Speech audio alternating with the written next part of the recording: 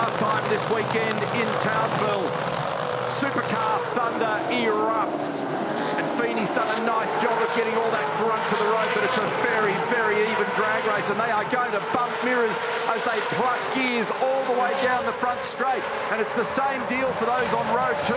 This is going to be tight. There's millimetres in it between the blokes on the front row of the grid, and there's push and shove as you'd fully expect back in the pack. But Feeney gets it out the other side, and Di Pasquale might grab a spot here as well.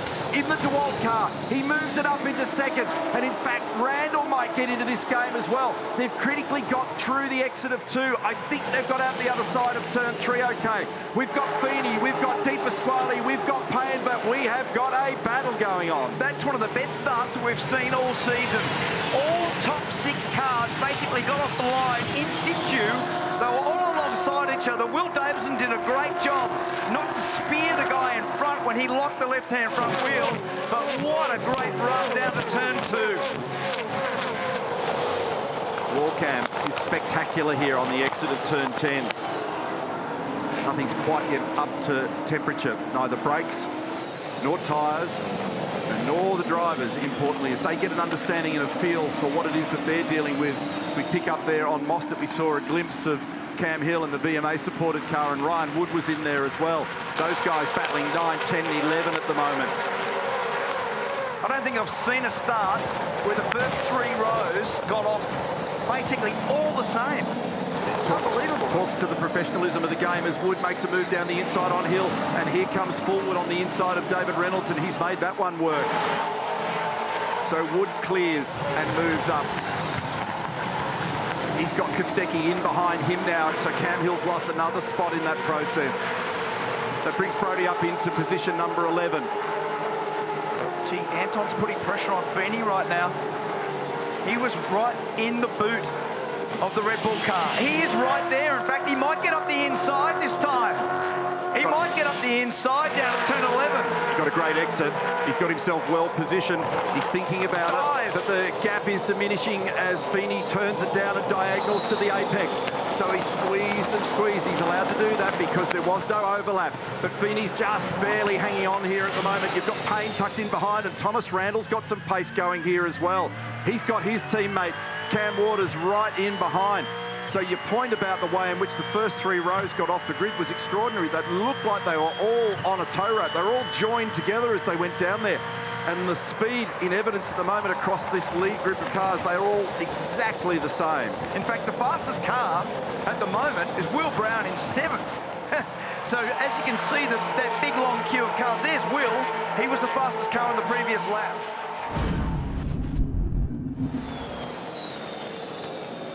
Down the inside now, Cam Waters, but he's just, in terms of moving over there, Thomas Randall, to allow that to happen, he almost let Will Brown by at the same time.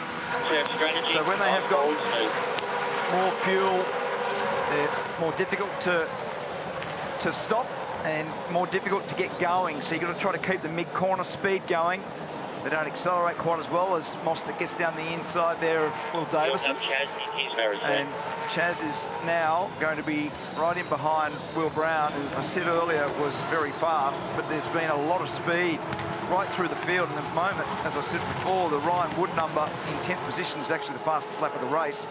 In the last lap, Feeney, the order sort of prevailed in Feeney and Di Pasquale. They were first and second in terms of lap speed on the previous lap. Thomas Randall was so gentlemanly there a moment ago. It almost cost him a spot to Will Brown. Yep. And there's a gap that's emerged now to his teammate Cam Waters. You can see it. In fact, it's the best part of, what, 50, 60 or more metres there. And he's vulnerable now to Brown. So he's got himself in a slightly awkward position here. He's given him some space, but he'll prevail as they get to the final corner. Great battle going on here for 5th and 6th at the moment between Randall and Brown. Very well explained. Thank you, Mark Larkham, as Cam Waters comes in. Don't forget that they're battling for the Pertec Pit Stop competition and the Pertec Golden Rattle Gun Award that's been awarded year on year. So this is interesting. They're looking for the benefit of the undercut, which has been a strong dividend here all weekend and is the case with this racetrack. The challenge with it is whether or not you can make the tyre last a little longer. Now, go back to the Hino Hub where I talked about the degradation numbers improving day on day. We're day 3 of racing here now, so the track won't hurt the tyre as much as it was on Friday or potentially yesterday. They're banking on a little bit of that at Tickford. So two things that they want is they want to get some, they want to close that gap as a result of this undercut. So he goes out there, fresh tyres, more speed relative to those that he's racing, and he's got complete fresh air. We're looking on our tracker in the comm box, and he's completely out there on his own. It's a game of chicken. Going to be all clear when you drop. Still clear, straight to the fast lane. Again, fueled to the time it took to get the tyres on there, so BP fueling our entire group. Hard to wrestle those fuel churns, hard to wrestle those wheels and tyres. But time and again, they make it look easy. So that's Will Davison in done dusted, stop number 1 for him. And he's come out significantly in front of Brodie Kostecki, as in Anton De Pasquale, but Will Davison, who was originally in front of Kostecki. Now, this is important because he's now got, he being Cam Waters, he's got the margin down to 33.8 seconds to the lead of the car race, but he's now caught traffic. He's on the back of Jackson Evans. So Payne is in, they're responding. Feeney's blazing around out there with a 5-second margin over Will Brown.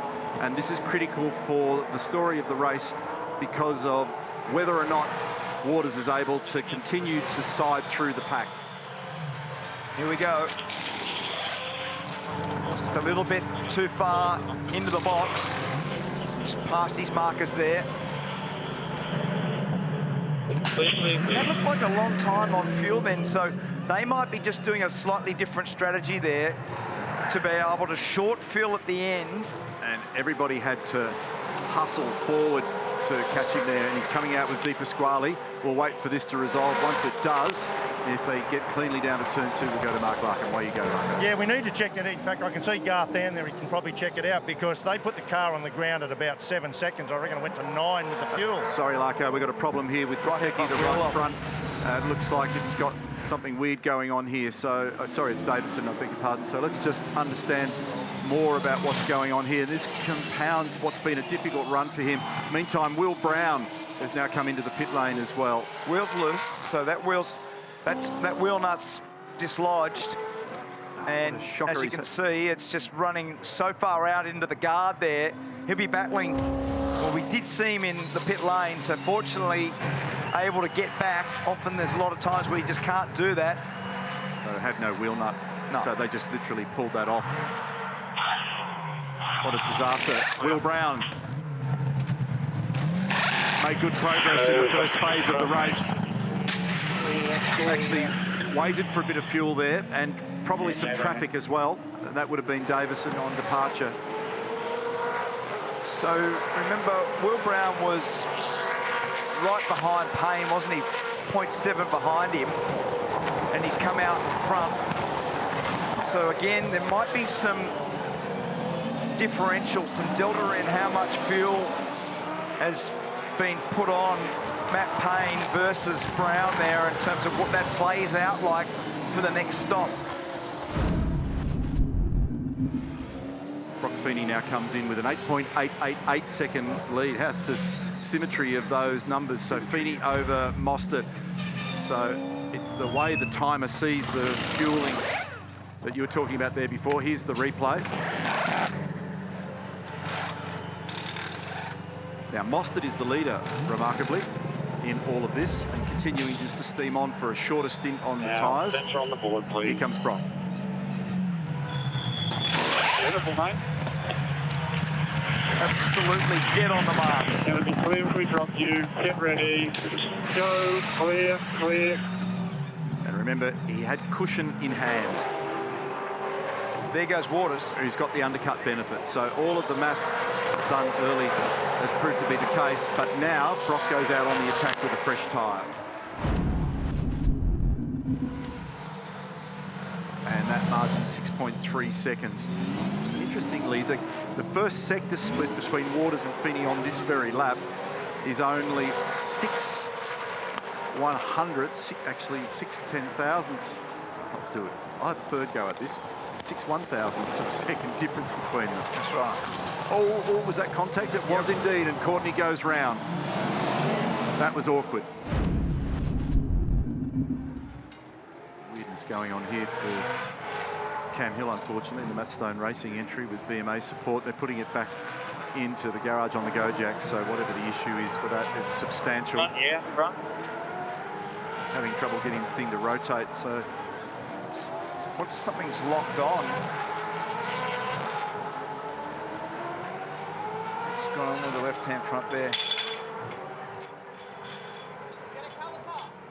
Oh, something weird's gone on there with the caliper. It looks like it's jammed. It's jammed on the in side the wheel. of the rim. Yeah. Let's go to Jack Perkins. Yeah, guys, I'm just down in the lane here, and I asked the team what the issue was. No brakes. If I get the cameraman to come over to the pit bay, I can actually see brake fluid on the ground here. I did put the finger on it and give it a smell. It's definitely brake fluid. So fluid leaking from a caliper or a brake line, you can see a stream of brake fluid leaking under the car, and it's back in the garage to get the wheels off and have a look at what the issue is. 1.7 seconds. That gap's just stabilised now between Feeney and Brown. So he gets onto his final set of fresh tyres a bit earlier than those that he's just been racing.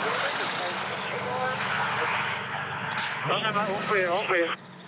Let's see how this works out. All right, 26 to go. You're 30 laps last year. Use that as your reference.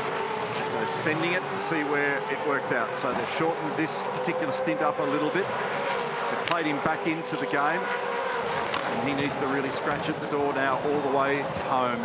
Try and see whether or not he can break the Red Bull Nexus at the back end of this. Neil, you're 100% correct about not just covering car 6, but this is really about covering car 1, because Will Brown was pushing from his seat to try the undercut on his teammate. He was told pretty firmly from his engineer, Andrew Edwards, no mate, car 88 has pit stop preference. I'm reminded of the year 2021 when this team learnt when they had Van Gisbergen and Whincup. Mark, you were here for that one, a very similar scenario, and it ultimately led to a battle on the track. You think Red Bull were trying to avoid what they had happened here 4 years ago? Let history be your lesson. Yes. So they don't need that, and so, you know, a Brown undercut would upset the apple cart. So Feeney's come very close to contact there with David Reynolds as he slides on by. We've got 22 laps remaining.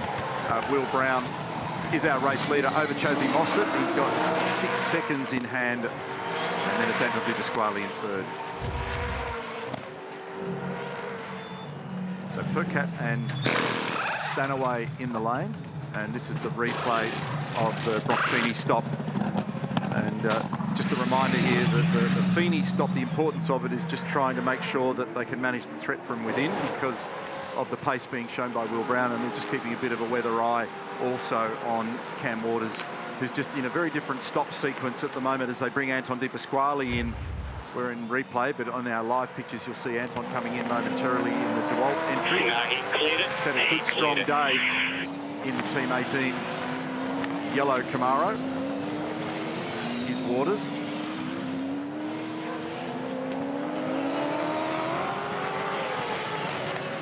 Just looking there now with Feeney versus Waters. Yeah, just been monitoring the radios between the two Red Bull drivers. It's been very interesting listening. Will Brown's last message was, come on, I feel like I'm getting passed by the whole field out here at the moment.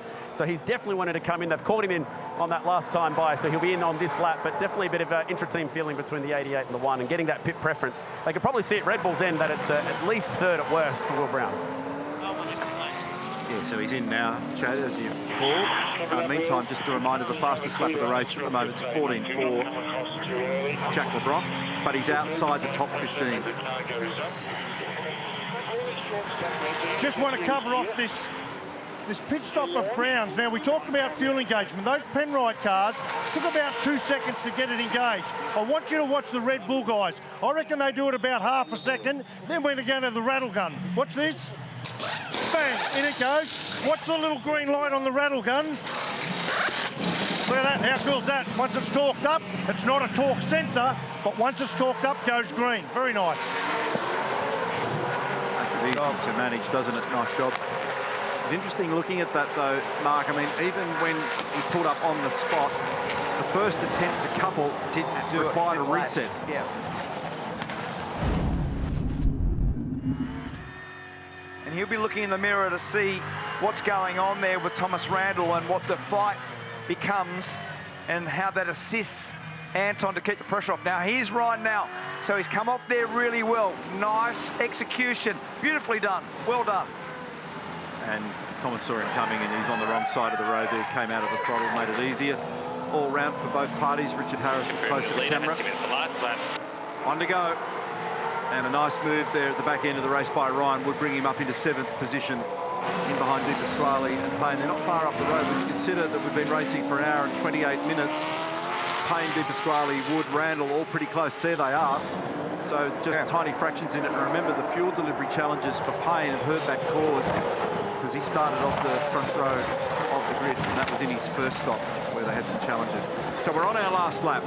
That margin that we were talking up at one stage with the possibility of there being a challenge and potentially a change for the lead, well, that's all gone away. Brock Feeney's now got 2.5 seconds over his teammate.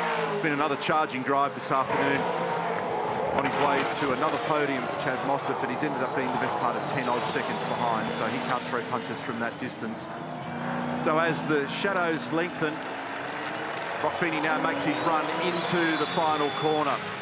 He can roll gently through here, take no risk. Heading towards the checkered flag, and for the second day in succession, Brock Feeney owns Townsville. Further consolidating the grip that he has on the Repco Supercars Championship. He's on a roll. 2nd place to Will Brown. 3rd place to Chaz Mostert to come across the line now. And 4th place to Cam Waters, who didn't have the firepower with those older tyres in the end, but a bold strategy play was worth the try. And well done to our 3 podium getters today. Brock Feeney, man, is he a kid in form in this championship. And he will be looking very strong when we do get to the next event back in Queensland. We go down south to Ipswich. So it's Feeney, Brown and Mostert, and that is a commanding performance. 1-2 for the Red Bull Ampol Racing team. Hey, not a bad day here if you check it out, 13th and 14th. From where they were yesterday, they went under the radar. Premier Newline Racing bagging some important points for their team's championship. Brady Kostecki, that was a curious one.